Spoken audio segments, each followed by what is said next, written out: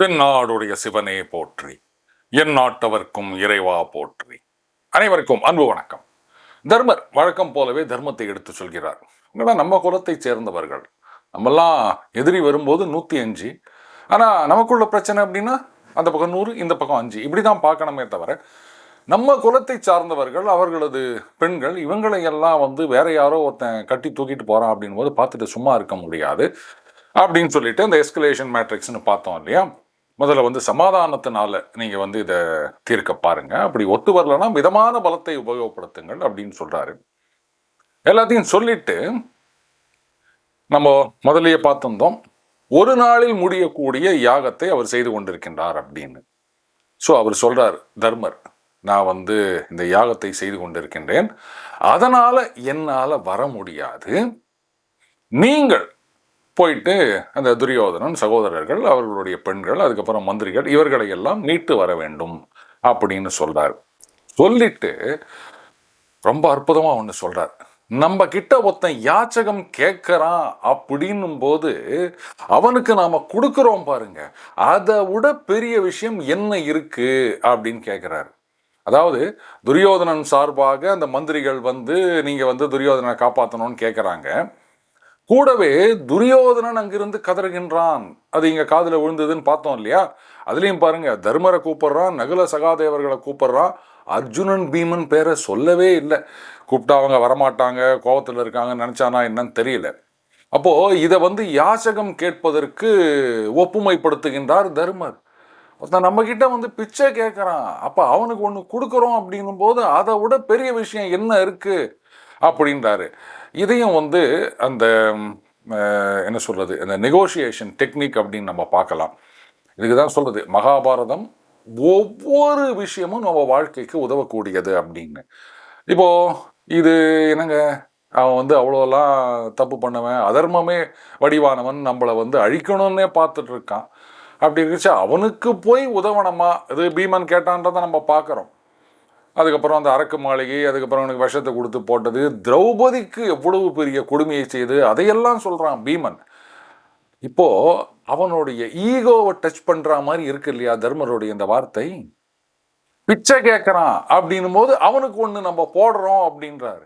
அப்போ இவ்வளோலாம் பண்ணவன் இன்னைக்கு நம்ம காலடியில் விழுந்து கிடக்கின்றான், பிச்சை கேட்கும் நிலைமைக்கு வந்திருக்கின்றான். அப்படின்னும் போது அந்த பீமனுடைய கோபம் அடங்குவதற்கு ஒரு வாய்ப்பு இருக்கின்றது. அதுதான் சமயம் தெரிந்து என்ன சொல்லணுமோ அதை சொல்றாரு தர்மர். ரொம்பவே ஆச்சரியமான விஷயம் அது. அதுக்கப்புறம் அர்ஜுனன் சபதம் செய்கிறான். சரி அண்ணா, நீங்க சொன்னபடியே நான் போறேன், போயிட்டு சமாதானமா பேசுறேன், அதுக்கப்புறம் அந்த மெதுவான பலத்தை பிரயோகிக்கின்றேன், எப்படியானாலும் துரியோதனாதிகளை நான் மீட்டு கொண்டு வருவேன் அப்படின்னு சபதம் செய்கிறான்.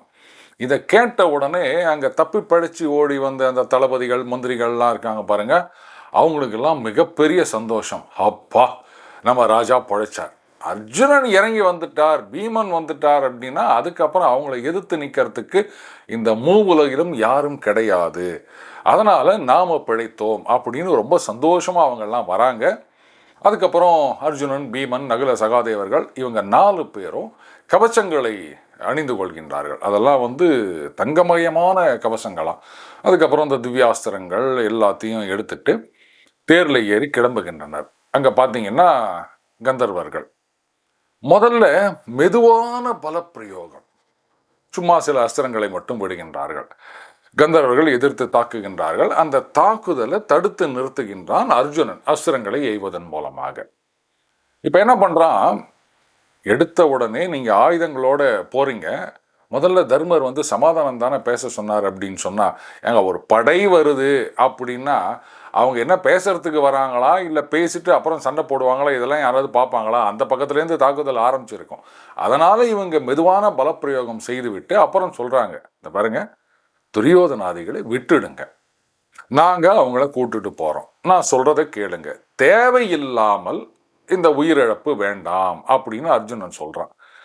இப்ப அந்த கந்தர்வர்கள்லாம் என்ன சொல்றாங்க, பாருங்க, அந்த தேவராஜன் அவர் சொல்றதை மட்டும்தான் நாங்க கேட்போம், வேற எதையும் கேட்க மாட்டோம், இவங்களெல்லாம் விட முடியாதுங்க, நாங்க தூக்கிட்டு போறோம் அப்படின்றாங்க.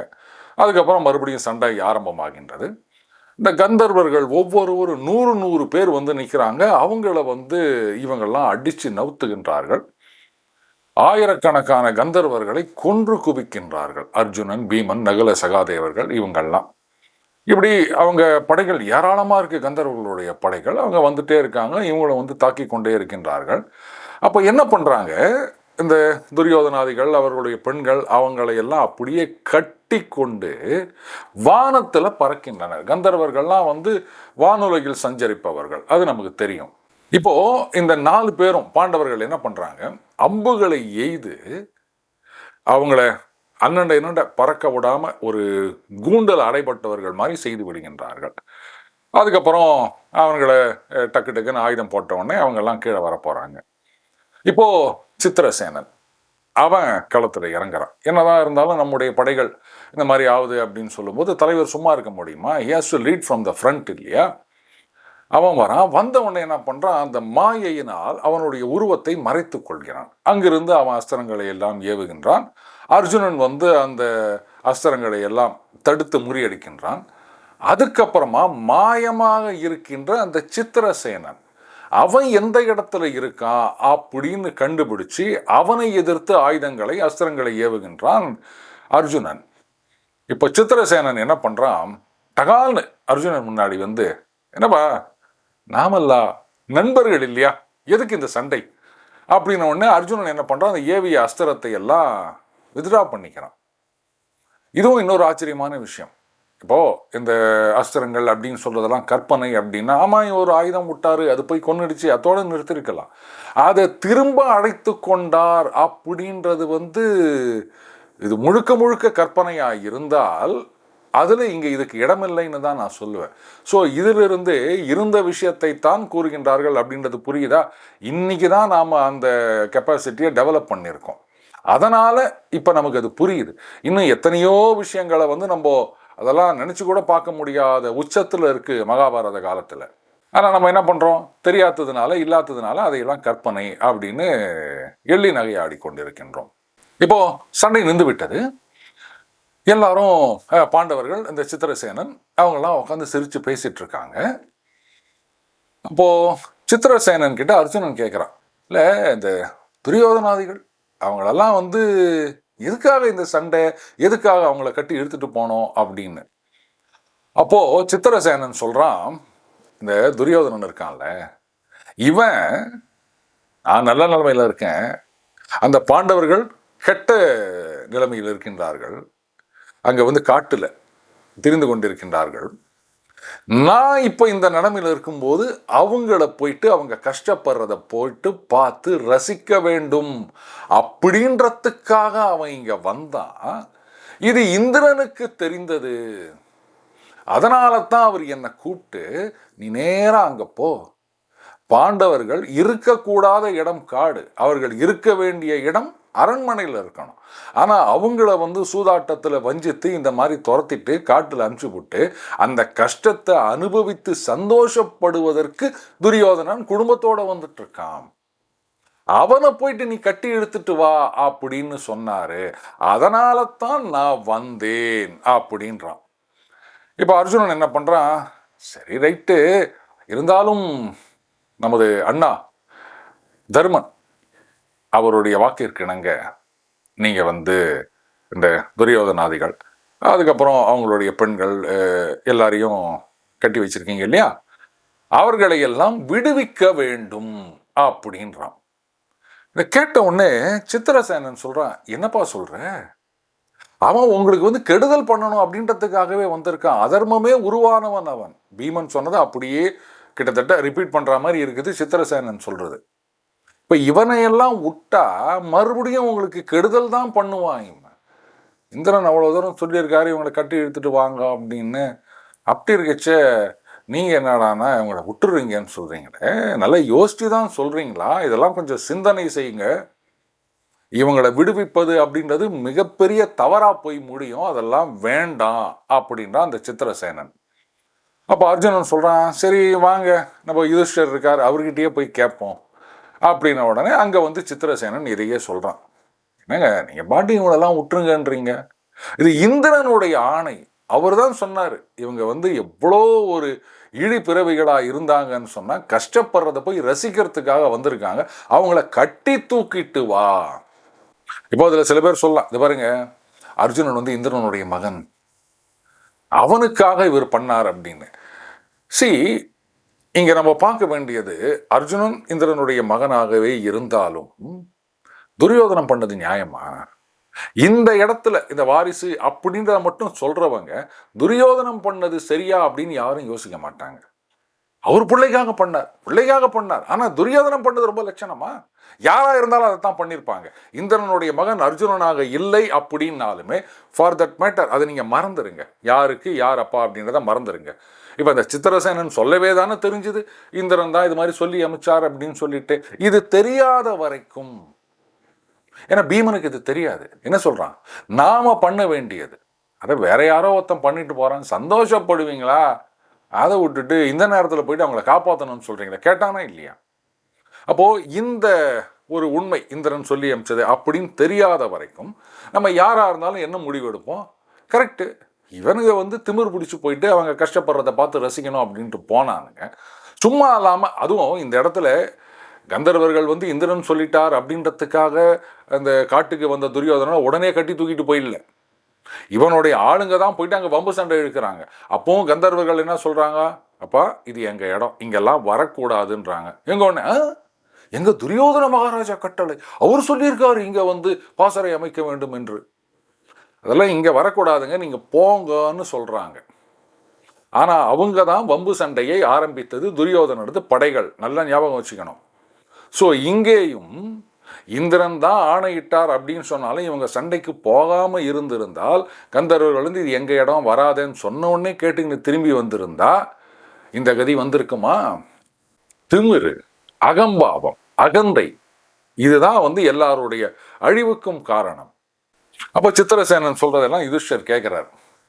கேட்டுட்டு மறுபடியும் சொல்றார், அப்படி இல்லை, என்னதான் இருந்தாலும் அவன் வந்து எங்களுடைய குலத்தை சார்ந்தவன், அவனை வந்து நம்ம இந்த மாதிரி விட்டு கொடுத்துட முடியாது சொல்லிட்டு ரொம்ப அழகா, இது வேணும்னு சொன்னாரா இல்லை எப்படி சொன்னார் அப்படின்னு தெரியல, கெட்ட சிந்தை உடையவன், அதர்மமே வடிவானவன், அப்படிப்பட்ட அந்த துரியோதனாதிகள் அவங்களுக்கு எதுவும் ஆகலை அப்படின்றதுனால எங்கள் குலம் அவமானத்திலிருந்து தப்பியது அப்படின்றாரு. எப்படி? இவங்கெல்லாம் எங்கள் குலத்தை சார்ந்தவர்கள், எல்லாமே சகோதரர்கள், அவங்கள வந்து எதுவும் பண்ணாமல் நீங்கள் திருப்பி கொடுத்ததுனால எங்களுக்கு சந்தோஷம் அப்படி சொல்லியிருந்தா பரவாயில்ல. கூடவே இன்னொன்று அந்த அஜெக்டிவ் ஒன்று சேர்க்கிறார், கெட்ட சிந்தனை உடையவன் அப்படின்றார், அதர்மமே வடிவானவன். அந்த துரியோதனன் அவனை சார்ந்தவர்கள், அவங்களுக்கெல்லாம் ஒன்றும் ஆகாமல் நீங்கள் வந்து அப்படியே வீட்டு கொண்டு வந்து விட்டதனால், திருப்பி கொடுத்து விட்டதனால் எங்களுக்கு அவமானம் இல்லாமல் போயிற்று அப்படின்றாரு. இதையெல்லாம் கேட்டுட்டு இருக்கும்போது இந்த துரியோதனனுக்கு எப்படி இருக்கும்? காப்பாத்துற மாதிரி காப்பாத்தி கூடவே இதையும் சொல்லியாச்சு, கெட்ட சிந்தனை உடையவனே அப்படின்றாரு. இதுக்கு பேசாம கந்தர்வர்களே தூக்கிட்டு போயிருக்கலாம் அப்படின்னு கூட நினைச்சிருக்கலாம் துரியோதனன். நாமளா இருந்தா அப்படித்தான் நினைப்போம். ஆனா துரியோதனன் எப்படி நினைப்பான்னு சொல்ல முடியாது. அதனால அவர்களை விட்டு விடுங்கள் அப்படின்றாரு. அதே மாதிரி சித்திரசேனனும் என்ன பண்றான், சரி யுதிஷ்டருடைய கட்டளை அப்படின்னு சொல்லிட்டு இந்த இரும்பு சங்கிலி போட்டு கட்டியிருக்காங்களாம். அதுக்கப்புறம் இந்த மரத்துடைய இந்த கொடிகள் இருக்குல்ல அதெல்லாம் போட்டு கட்டியிருக்காங்களாம். அதையெல்லாம் அவிழ்த்து விட்டு இவர்களை எல்லாம் யுதிஷ்டரை ஒப்படைத்து விட்டு சித்திரசேனன் போய்விடுகின்றான். இதில் இன்னொரு விஷயம் கவனிக்கணும், இந்த கந்தர்வர்கள் ஏராளமான பேர், ஆயிரக்கணக்கான பேர் இந்த யுத்தத்தில் வந்து மரணமடைந்தார்கள் இல்லையா? அங்க இந்திரன் என்ன பண்றாரா, அந்த அமிர்தம் வச்சிருக்காரு இல்லையா, அதன் மூலமா அவர்களை எல்லாம் மீண்டும் உயிர்ப்பித்து விடுகின்றார் அப்படின்னு சொல்றாங்க. ஏன்னா இந்திரனால தானே அவங்கெல்லாம் வந்து சண்டை போட்டாங்க, சும்மா ஒன்றும் இல்லைல்ல. இந்திரன் சொல்லி சண்டை போட்டாலும் வம்பு சண்டைக்கு போனது துரியோதனன், அதனால கூட இருக்கலாம். இதை வந்து நம்ம தப்புன்னு சொல்ல முடியாது. கந்தர்வர்களை வந்து அவர் மீண்டும் உயிர்ப்பித்தார் அப்படின்னு ஒரு குறிப்பு வருகின்றது. இப்போ துரியோதனன், அவனை சார்ந்தவர்கள் அவங்கெல்லாம் வந்து அப்படியே தரையில் விழுந்து கிடக்கின்றனர். ரொம்பவே அசிங்கப்பட்டு போயிருக்கான் துரியோதனன். எல்லாரும் நீங்கள் போயிட்டு வாங்க அப்படின்றாங்க. எல்லாரும் திரும்பி வருகின்றனர். இந்த இடத்துல ஜனமேஜயர் வைசம்பாயனர்கிட்ட கேட்கிறாரு, இல்லை இவ்வளோ நடந்த பிறகு ஹஸ்தினாபுரத்துக்கு போறதுக்கு ரொம்ப அவமானமா இருந்திருக்குமே அந்த துரியோதனனுக்கு அப்படின்னு கேட்கிறாரு. அப்போ ஜனமேஜயர் அதற்கு விடை கூறுகின்றார். முதல்ல துரியோதனன் போல அவனுடைய ஒரு சகோதரன் மட்டும் ஹஸ்தினாபுர பட்டணத்துக்கு போகின்றான். வெளியில துரியோதனன் மற்றவங்கள்லாம் தங்கி இருக்கின்றார்கள். அந்த இடத்துக்கு கர்ணன் வரானா. எந்த கர்ணன்? இந்த கந்தர்வர்களோடான யுத்தத்துல முதல்லயே அடி வாங்கி இன்னொருத்தனோட தேர்ல ஏறு ஏறு ஏறு சீக்கிரமா போ அப்படின்ட்டு புறமுதுகிட்டு அப்படின்னு கூட சொல்லலாம், ஓடி வந்த கர்ணன். இன்ஃபேக்ட் இந்த மாதிரி விஷயங்களை எல்லாம் ஆரம்பத்திலிருந்தே நாம எல்லாருமே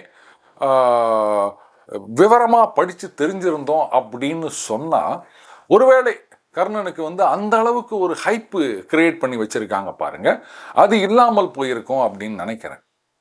வெறும் கர்ணன் ஒரு ஹீரோ, அது பாருங்க அவனை தனியாக விட்டாங்க, அவன் தானம் கொடுத்தான், இப்படித்தான் பேசிட்டு இருக்குமே தவிர அவனை மிகப்பெரிய வீரனா, அவ்வளோ ஒரு மாவீரனா சித்தரித்து கொண்டிருக்கின்றார்கள். பட் இந்த விஷயங்கள்லாம் கண்ணுக்கு தெரிய மாட்டுது.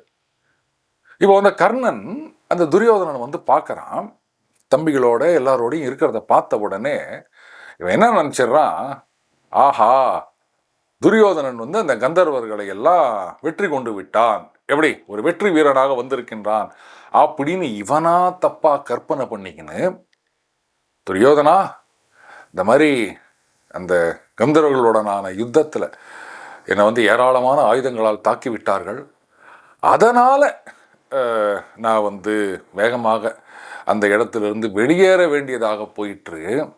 ஆனா இப்போ நீ அவர்களையெல்லாம் கொன்று குவித்து விட்டு வென்று விட்டு அப்படியே எல்லாரோடையும் வந்திருக்க அப்படின்னு பார்க்கும்போது எனக்கு எவ்வளவு சந்தோஷமா இருக்கு தெரியுமா, எவ்வளவு பெருமையாக இருக்கு தெரியுமா. அந்த கந்தர்வர்களை யாராலும் வெல்ல முடியாது, மனிதர்களால் வெல்ல முடியாது. அப்பேற்பட்ட கந்தர்வர்களை நீ வென்று விட்டு வந்திருக்கின்றாய் துரியோதனா, எனக்கு எவ்வளவு பெருமையா இருக்கு தெரியுமா அப்படின்றான். இது வெந்த புண்ணுல வேலை பாய்ச்சினா மாதிரி இருக்காது துரியோதனனுக்கு. ஏற்கனவே தோத்து போய், அதுவும் தம்பிகள் முன்னாடி, எல்லாருடைய குடும்பத்து பெண்கள் முன்னாடி அடிமைகள் மாதிரி கட்டி இழுத்துட்டு போயிருந்திருக்காங்க கந்தர்வர்கள். சரி, ஏதோ அவங்க பெரிய மனசு பண்ணி போய் தொலைங்க, இனிமேலாம் சண்டை போடாதீங்க அப்படின்னு விட்டு இருந்தா கூட சரி ரைட்டு, அவர்கள் வானுலகத்தில் சஞ்சரிப்பவர்கள், நம்ம விட பலம் வாய்ந்தவர்கள், அவங்களோட தோத்து போயிட்டோம் அப்படின்னு சொல்லிக்கலாம். இங்க பாருங்க, துரியோதனன் கந்தர்வர்களோட சண்டை போடுறான், அந்த கந்தர்வர்கள் கிட்ட தோத்து போயிட்டான்.